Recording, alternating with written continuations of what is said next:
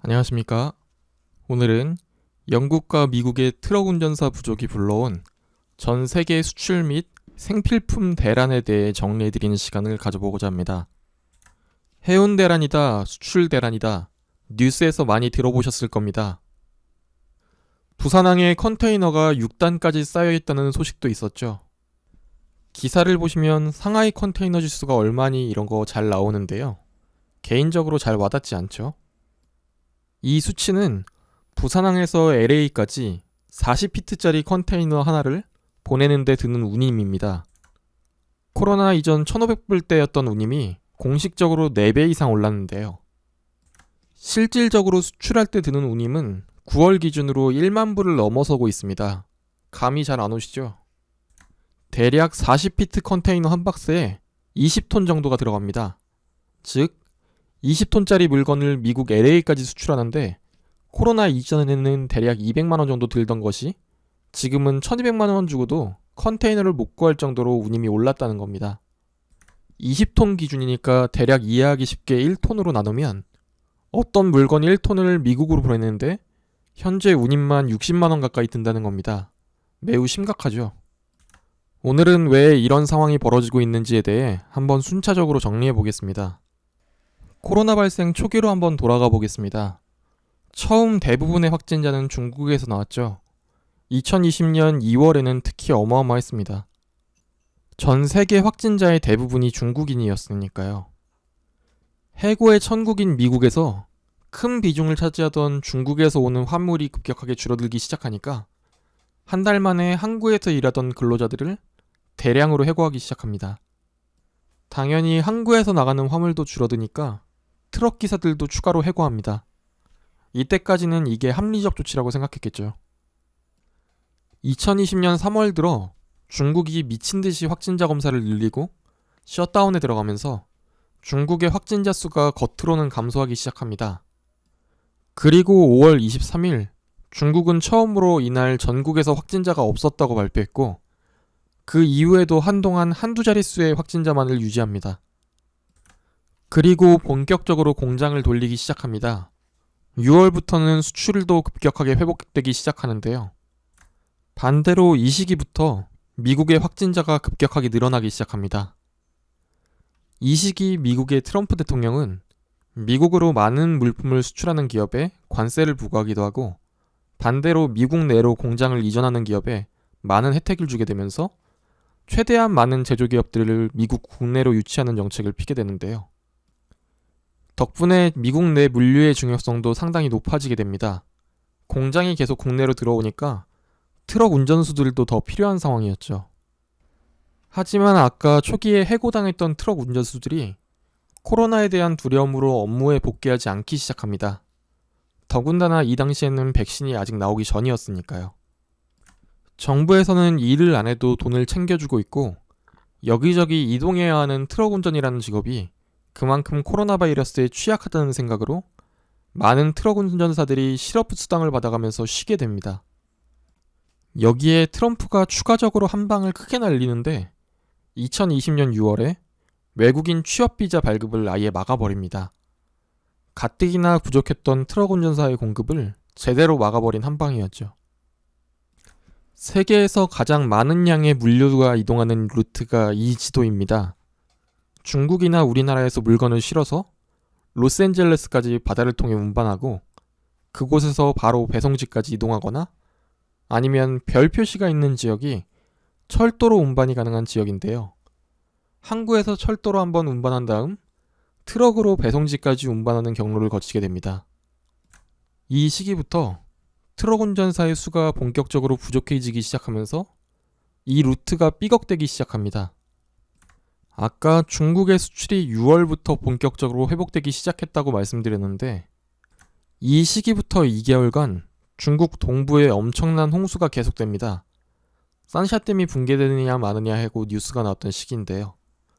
중국의 많은 제품들이 양쯔강을 통해 중국 내부의 물품을 운반해서 중국 동부의 항구에서 컨테이너로 옮겨 실은 다음에 수출하게 되는데 홍수 때문에 여기서부터 서서히 밀리기 시작합니다. 그리고 이 몰려있던 선박들이 본격적으로 도착하기 시작하는 8월부터 본격적으로 LA 향해서 정체가 시작됩니다. 이 그래프는 블룸버그에서 LA 항구에 전박해 있는 선박수를 표시한 그래프인데요.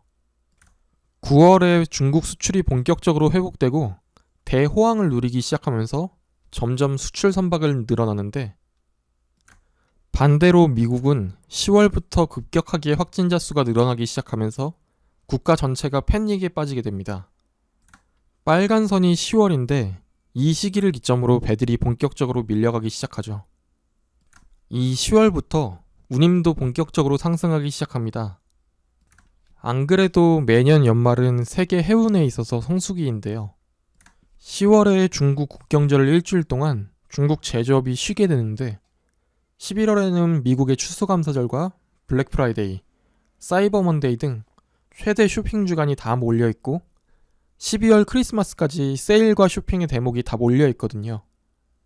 당연히 전 세계의 선박들은 계속 미국 항구로 몰려들게 되고 해운 운임은 계속 올라가게 되는데, 연말 성수기를 다 끝내고 이제 좀 정체가 꺾이나 했더니 미국 서부 항만 근로자들이 단체로 코로나에 확진되게 됩니다.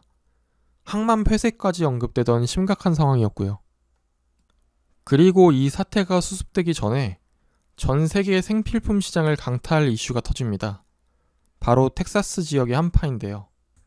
텍사스 지방은 전력 민영화로 인해 민영 기업들이 전력을 생산하게 되는데, 겨울에도 보통 기온이 높은 텍사스에 한파가 닥칠 가능성이 낮다고 판단해서 동파 방지 시설에 투자를 안 해놨었습니다.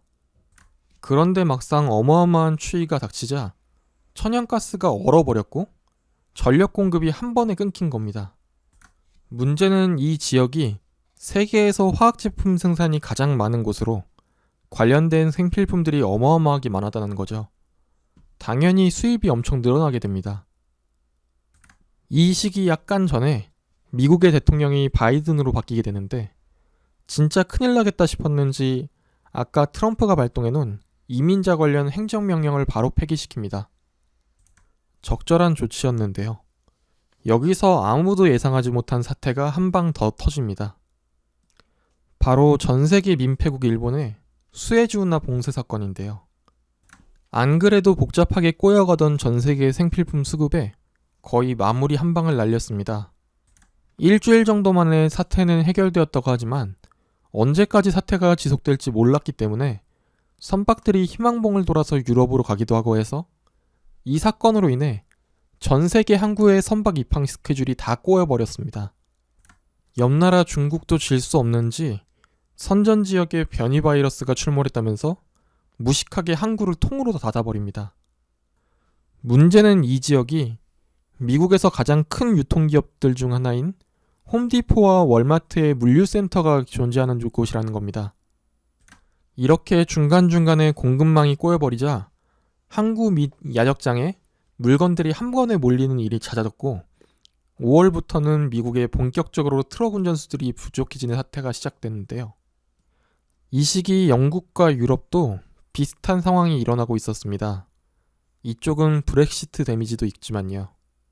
아까 미국의 제조업이 늘어나면서 원래도 트럭 드라이버에 대한 수요가 늘어날 예정이었다고 말씀드렸는데, 반대로 코로나로 인해 공급이 확 줄어들었고 트럭 운전사들의 임금이 상승하게 됩니다. 문제는 우리나라 같으면 시급이 오르면 일을 더 하거나 아니면 같은 시간을 일을 할 텐데, 미국 사람들은 먹고 살 만큼만 일을 하는 걸 선호하기 때문에 시급이 올라가게 되자 근무 시간을 줄여버립니다. 회사 측면에서는 월급을 올려줬는데 오히려 일을 더해서 사람을 더 구해야 하는 상황이 발생한 거죠. 결국 항구에 수입되는 물량은 계속 늘어나는데 트럭 운행이 늘어나지 않자 화물은 점점 항구에 쌓이게 됩니다. 아까 1톤의 운임이 500불이라고 했는데 화장지는 부피가 커서 컨테이너 하나에 20톤이 안 들어가겠죠. 결국 수입 가격에 운임이 무식하게 붙게 됩니다. 가격은 엄청나게 올라가고요. 코로나 바이러스 초기에는 코로나에 대한 공포로 인해 화장지를 사재기 했던 미국인들이 이제는 진짜 화장지가 모자라서 사재기를 해야 하는 상황에 몰려 있습니다. 영국은 더한 상황입니다. 그나마 미국은 자국의 국내 노동자들이 트럭 운전을 쭉 해왔던 상황이지만 영국은 브렉시트 전에 EU 다른 국가 인력들에게 트럭 운전을 저렴하게 맡겨왔거든요. 2021년 1월에 브렉시트가 본격적으로 발효되면서 이 EU의 일부 운전사들이 영국에 들어가지도 못하게 되었습니다. 다른 국가의 인력들이 입국할 때 비자 받아야 하는 것도 귀찮은데 필수품을 제외하면 무역적으로 통관 절차도 실시해야 합니다. 돈을 많이 줄 거 아니면 귀찮아서라도 안 가겠죠. 결국 비용이 계속 올라갑니다. 자, 그럼 상황에 대해서는 한번 정리해 봤는데 과연 이 상황이 언제쯤이나 해결될 수 있을까요? 다행히 여러 곳에서 조짐은 보이기 시작합니다.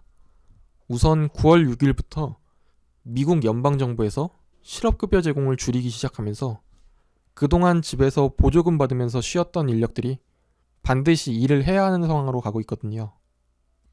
실업수당이 끊긴 사람들이 750만 명이면 이 사람들은 몇 개월 내에 가장 하기 쉬운 일부터 복귀할 테니까요. 영국도 아까 필수품에 대한 통관검사 유예에 이어서 트럭 운전사들에 대한 임시 비자 발급에 들어갔습니다. 단지 인원을 운전사 5,000명으로 제한한 거 보면 아직 정신 못 차린 것 같긴 한데요. 결국 전 세계 현재 해운 물류난의 근본적인 원인은 현 시점에서 최대 하단 공급망인 트럭 운전사의 수의 부족이고, 트럭 운전사가 많아지면 이 철도 정체 문제도 해결될 거고 항만도 해결되는 등 순차적으로 풀리게 될 것으로 봅니다. 최대 수출국이기도 하는 중국의 전력난으로 인해 20주 연속으로 오르던 운임이 조정에 들어갔는데 추이를 잘 지켜봐야겠습니다. 시청해주시는 분들 연휴 잘 보내시고 다음 주도 성공 투자하시기 바랍니다. 감사합니다.